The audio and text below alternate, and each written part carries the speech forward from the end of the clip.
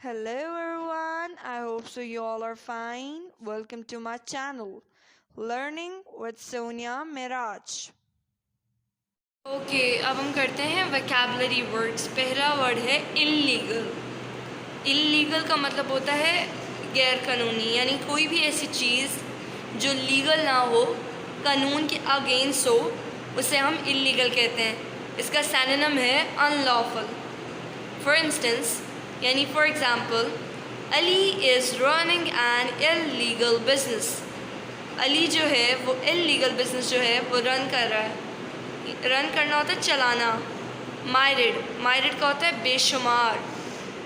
Komal is facing myriad problems in her life.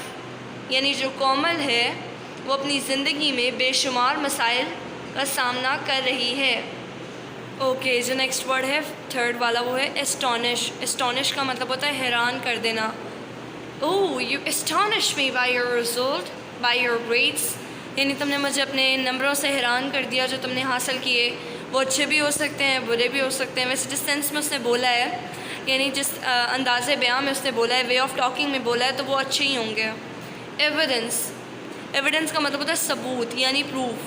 اگر آپ کہتے ہیں کہ یار اس بندی نے جھوٹ بولا ہے، فار انسٹنس آپ کہہ رہے ہیں کہ وہ جو ہے نا عائشہ، وہ مجھ سے جھوٹ کہہ رہی تھی، تو آپ کہتے ہیں do you have any evidence that Ayesha was lying at that moment, کہ عائشہ اس وقت جھوٹ بول رہی تھی. آپ کے پاس کوئی ثبوت ہے؟ ٹرسٹ وردی کا مطلب ہوتا ہے قابل اعتماد، یعنی کوئی ایسا انسان جس پہ آپ یقین کرتے ہوں. فار انسٹنس آپ کہتے ہیں کہ کومل میرے لیے قابل اعتماد ہے. کومل از اے ٹرسٹ وردی فرینڈ آف مائن، یا میری قابل اعتماد دوست ہے، یعنی جس پہ میں بھروسہ کر سکتی ہوں. نیکسٹ ورڈ آتا ہے سیلف ایکسٹیم. اس کو ہم سیلف ریسپیکٹ کہتے ہیں، اور اردو میں سے کہتے ہیں عزت نفس. یعنی اگر کوئی انسان آپ سے بدتمیزی کر رہا ہے بٹ آپ اسے اگنور کر رہے ہو، تو آپ کہتے ہو I don't want to talk to you, اور وہ آپ کی دوست بھی تھی، ٹھیک ہے، اور وہ اسٹل آپ سے بات کر رہی ہے، تو آپ اس سے بات کرنا چھوڑ دیتے ہو. تو وہ کہتی ہے مجھ سے بات کرنا کیوں چھوڑی؟ تو آپ کہتے ہو you are hurting my self respect and I don't want it to be happen any more. میں نہیں چاہتی تھی کہ آگے بھی ہو اور اس سے زیادہ. پلیج کا مطلب ہوتا ہے ضمانت دینا.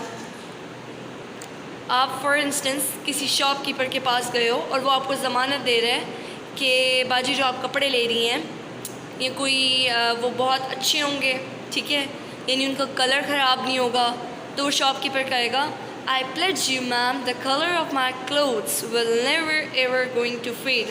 بٹ اتنا پڑھا لکھا نہیں ہوتا پاکستان میں، بٹ اس سے زیادہ بھی ہو جاتے ہیں اکثر، کیونکہ ہمارے یہاں پہ we are facing a lot of problem. یعنی کافی زیادہ پڑھے لکھے لوگ بھی جاب لیس ہوتے ہیں.